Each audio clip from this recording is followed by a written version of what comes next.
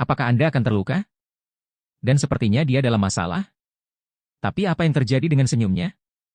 Chen Ye mengenal dirinya lebih baik daripada siapapun, dan senyum ini adalah haus darahnya dan kendali atas semua senyuman. Tuan Ye, ini adalah alasan mengapa Anda menginjakkan kaki di Gunung Jiangdao besok. Saya telah mempelajari mural ini sejak lama.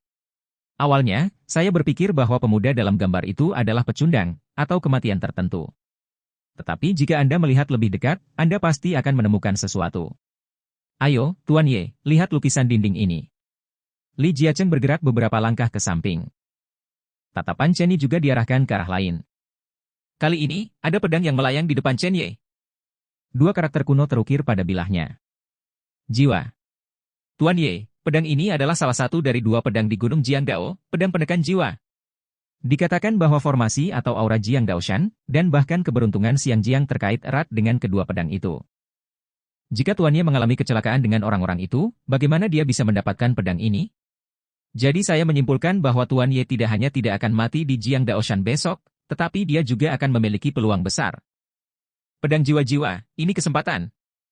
Chen Ye tidak berbicara, dan matanya menyapu gambar-gambar yang tersisa, mencoba melihat masa depannya melalui mural.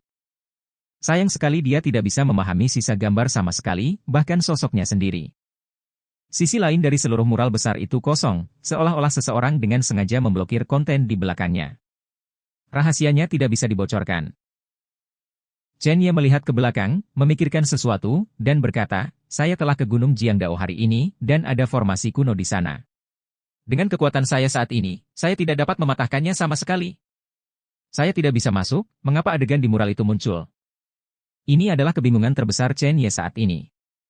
Li Jiacheng tersenyum dan mengeluarkan token giok dari sakunya. Tuan Ye, token giok ini adalah kunci untuk memasuki Gunung Jiangdao. Kebetulan keluarga Li saya juga memiliki dua. Kedua kunci ini telah diturunkan selama ribuan tahun, dan itu sangat penting bagi keluarga Li saya. Berharga. Saya bersedia memberikan salah satu kunci ini kepada Tuan Ye, tapi... Chen Ye tahu bahwa kata-kata berikutnya adalah tujuan keluarga Li mendekatinya. Sejak keluarga Li mengirim orang untuk mengambil tindakan terhadap orang-orang yang menguping percakapan di Istana Kegelapan Xiangjiang, kemudian ketika Li Wancheng berhubungan dengannya, dan kemudian ke kota kuno bawah tanah ini, keluarga Li, sebagai keluarga pertama Xiangjiang, tentu saja mengutamakan kepentingan mereka. Mari kita bicara, jika terlalu banyak, kamu tidak perlu kunci Jiang Daoshan. Chen Ye berkata dengan ringan, dengan nada dingin dalam nadanya. Li Jiacheng meletakkan kartu giok di tangan Chen Ye, merenung selama beberapa detik, dan berkata, Tuan Ye, bunuh wali Cina bernama Yuan Biran untukku. Saya menggunakan rahasia keluarga Li saya dan kunci ini untuk menukar kematian satu orang. Mata Chen Ye sedikit menyipit, dan dia tidak pernah berpikir bahwa Li Jiacheng akan sangat aktif, dan dia benar-benar memintanya untuk membunuh seorang wali Cina. Ini adalah masalah besar bagi Cina, dan bahkan untuk dunia seni bela diri. Mengapa kamu membunuh orang ini? Beri aku alasan. Chen Ye bertanya. Li Jiacheng mengepalkan tinjunya, dan niat membunuh pun pecah.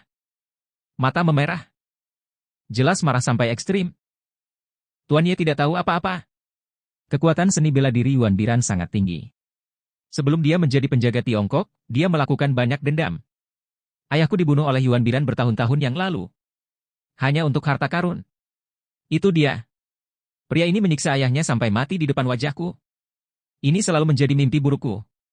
Ini adalah kebencian di hatiku. Balas dendam membunuh ayahku tak tertahankan.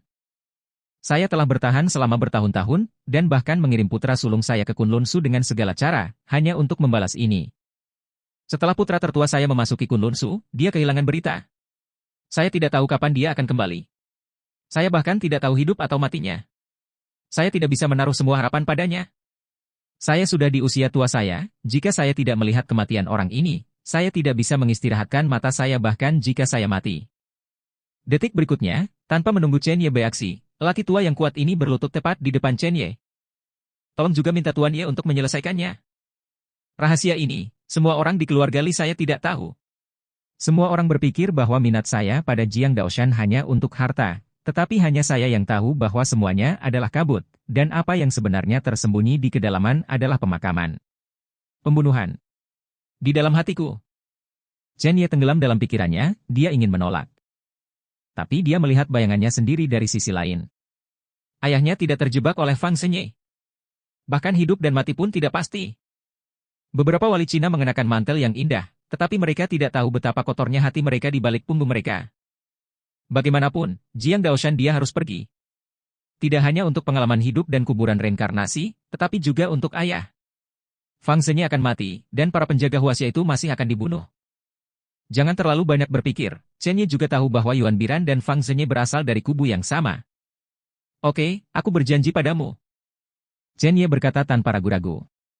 Mata Li Jiacheng penuh dengan ekstasi, lalu dia berdiri dan berkata dengan serius, Tuan Ye, tidak peduli apa hasilnya, mulai hari ini dan seterusnya, Anda adalah dermawan terpenting dari keluarga Li saya.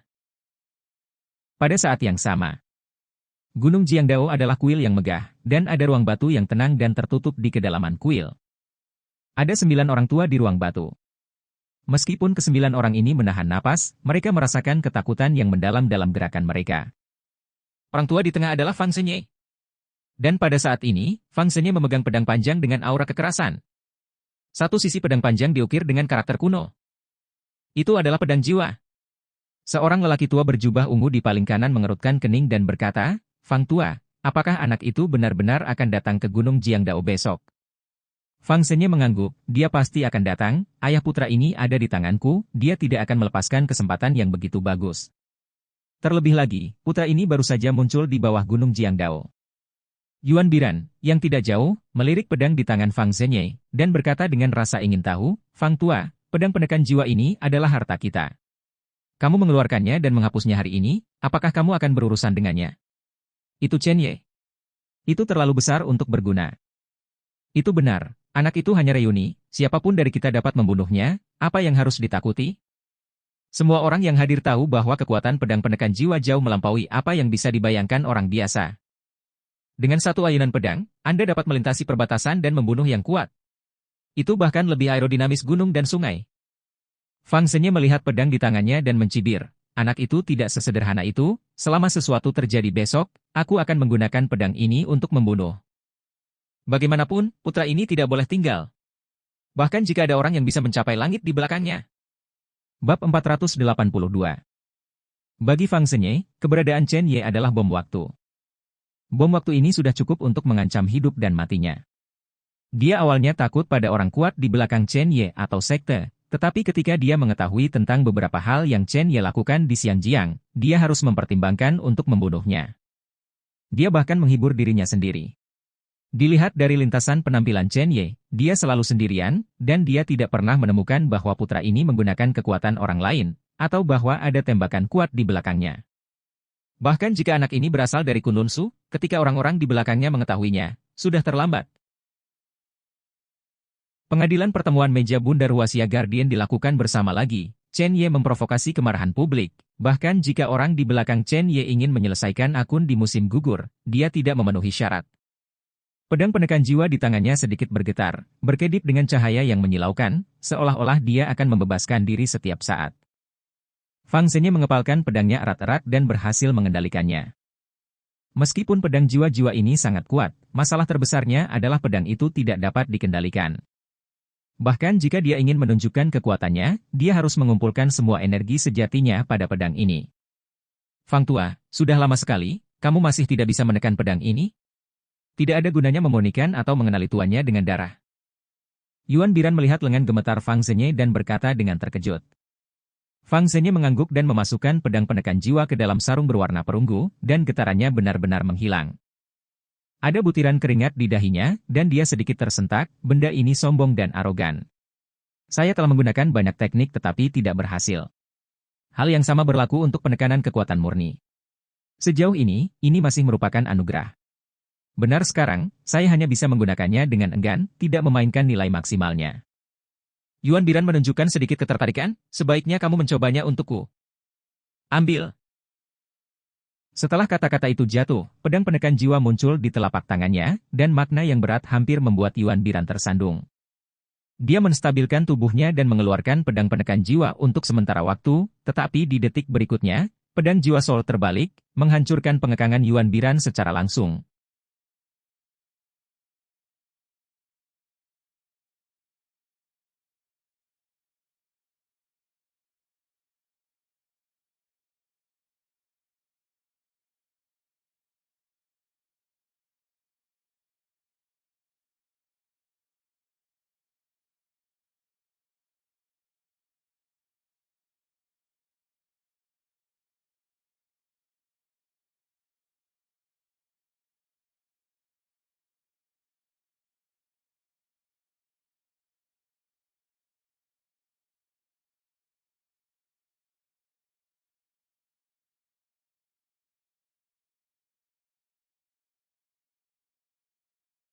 Langsung. Dia bahkan bergegas keluar dengan sarungnya dan menempelkannya di dinding. Seluruh ruangan batu bergetar hebat. Di mana pedang penekan jiwa dimasukkan, celah seperti jaring laba-laba muncul. Anda harus tahu bahwa batu ini adalah batu mendalam Gangyan. Cukup sulit untuk menjadi menakutkan. Bang!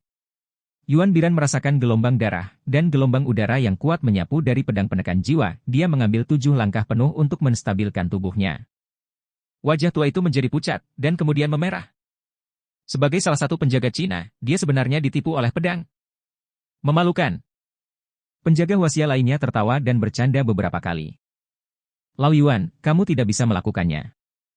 Jika diketahui bahwa penjaga Huaxia tidak sebagus pedang, maka itu akan ditertawakan sampai mati. Fang Zhenye juga menyentuh janggutnya dan berkata, Yuan tua, aku bilang kamu masih tidak percaya. Pedang ini sangat jahat. Aku mempelajarinya selama setengah tahun sebelum aku hampir tidak bisa mengendalikannya. Bagaimana kamu bisa menguasainya hanya dalam waktu singkat? Beberapa detik? Wajah Yuan Biran sedikit marah, tepat saat dia akan berbicara, pintu kamar batu itu diketuk. Masuk. Fang Zhenye melirik pintu dan berkata. Tidak lama kemudian, seorang pria berusia 30-an berjalan masuk dan berlutut di depan Fang Zhenye. Dia adalah salah satu murid Fang Zhenye, Han Guang. Dalam beberapa hari terakhir, Han Guang bertanggung jawab untuk menyelidiki semua informasi tentang Chen Ye. Han Guang, apakah ada berita tentang anak itu? Fang Zhenye bertanya dengan rasa ingin tahu.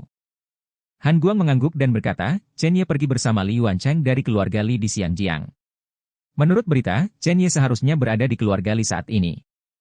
Mendengar keluarga Li, mata Yuan Biran menyipit, tapi dia ingat apa yang terjadi saat itu. Pada saat itu, dia membunuh banyak orang di keluarga Li, tetapi hanya membiarkan Li Jiacheng pergi. Di matanya, beberapa orang adalah semut, dan dia bahkan tidak memiliki keinginan untuk membunuh. Bahkan jika dia diberikan 100 tahun 1000 tahun, bahkan jika keluarga Li menjadi keluarga nomor 1 di Xiangjiang sekarang, hasilnya akan sama. Dia ingin menghapusnya, kapan saja. Selama dia mau. Sekarang tampaknya semut ini berdiri dengan Chen Ye itu. Mungkinkah Anda siap melakukannya sendiri? Kegilaan. Kebodohan. Fang Zhenye mengerutkan kening dan berpikir untuk waktu yang lama, lalu tiba-tiba berkata, perkembangan keluarga Li di Xiangjiang dalam beberapa dekade terakhir agak aneh, dan salah satunya dipilih oleh sekte Kunlun Shu. Tidak hanya itu, tetapi juga kecepatan terobosan banyak orang dalam keluarga Li juga telah berubah. Cepat, sekarang keluarga Li dan Chen Ye berdiri bersama, tidak dapat dihindari bahwa orang akan curiga. Karena keluarga Li ini bodoh, Han Guang, bawa 20 orang untuk menghapusnya. Fang Zhenye memerintahkan. Pada saat ini, Yuan Biran berkata, Fang tua, tunggu sebentar. Anda tidak membutuhkan 20 orang itu lagi, serahkan keluarga Li ini kepada saya. Saat itu, saya membunuh semua orang di keluarga Li, tetapi saya tidak membunuhnya. Mereka semua, dan api ini berhembus lagi. Sheng, karena itu masalahnya, hari ini aku akan mengambil tindakan dan menghapusnya secara langsung. Fang Zhenye ragu-ragu selama beberapa detik, lalu mengangguk dan berkata, baiklah. Tapi Lao Yuan, kamu harus mulai nanti dan menunggu Chen Ye meninggalkan keluarga Li. Yuan Biran mendengus dingin dan melambaikan lengan bajunya, Fang tua, tidakkah menurutmu putra ini memiliki kemampuan untuk membunuhku? Konyol. Mungkin, ketika Chen Ye bertemu denganku, dia bahkan tidak akan memiliki kesempatan untuk menginjakkan kaki. Gunung Jiangdao besok. Jika putra ini tidak meninggalkan keluarga Li, aku akan menjadi mimpi buruknya. Setelah kata-kata itu jatuh, Yuan Biran menghilang ke ruang batu. Fang Zhenye ingin mengatakan sesuatu, tetapi kata-katanya berubah menjadi desahan. Saya berharap dia berpikir lebih banyak. Keluarga Xiangjiang Li. Li Jiacheng membawa Chen Ye untuk melihat seluruh kota kuno bawah tanah lagi. Kota kuno belum digali secara menyeluruh, dan para pekerja masih bekerja di tempat yang dalam. Karena masalah ini melibatkan rahasia, tenaga yang digunakan adalah inti dari keluarga Li. Efisiensi secara alami lebih rendah. Kecuali mural, Chen Ye tidak menemukan keberadaan yang berhubungan dengannya lagi. Seluruh kota kuno bawah tanah agak seperti alun-alun upacara keagamaan. Banyak tempat diukir dengan karakter Sanskerta. Karakternya terlalu tua untuk dipahami. Namun, Chen Ye menemukan bahwa beberapa karakter agak mirip dengan rune bersama dengan jimat roh. Tuan Ye, saya mengirim seseorang untuk melukis mural sebelumnya. Itu persis sama. Tuan Ye akan ingat untuk mengambilnya nanti, kata Li Jiacheng. Dia bisa melihat bahwa Chen Ye hanya tertarik pada mural, dan tidak tertarik pada hal-hal lain di kota kuno. Oke. Chen Ye mengangguk dan secara alami menerima. Dia tidak dapat memahami banyak gambar mural sekarang, tetapi itu tidak berarti dia tidak dapat memahaminya di masa depan. Jika mural benar-benar dapat memprediksi bagian dari masa depan, itu akan menjadi hal yang baik untuknya. Kalau begitu, Tuan Ye, ayo naik. Saya meminta Koki untuk membuat beberapa makanan lezat dengan rasa Jiangnan. Saya harap Tuan Ye bisa. Sebelum Li Jiacheng selesai berbicara, seluruh kota kuno bawah tanah memancarkan lampu merah. Cahayanya sangat menyilaukan, membuat orang berdenyut-denyut. Wajah Li Jiacheng sangat berubah, dan dia berseru, tidak bagus. Seseorang dengan paksa masuk rumah Li. Di mana Wei Ying sekarang? Mata Chen Ye menunjukkan keseriusan. Hal pertama yang dia khawatirkan adalah Wei Ying. Jika tidak ada yang terjadi pada keluarga Li, itu tidak ada hubungannya dengan dia. Tapi Wei Ying tidak bisa. Tuan Ye, ikut aku. Keduanya bergegas menuju lift,